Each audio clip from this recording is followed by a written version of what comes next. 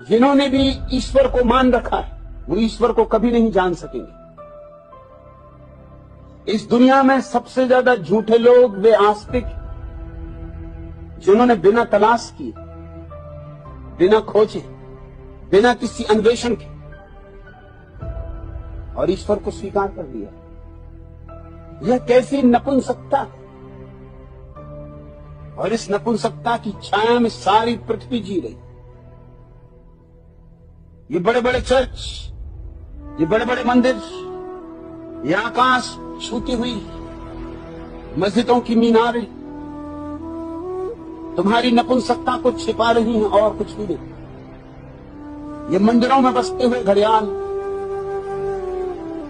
ये मस्जिदों से उठती हुई अजाने, ये गिरजों में उठती हुई प्रार्थना, ये शिवालयों में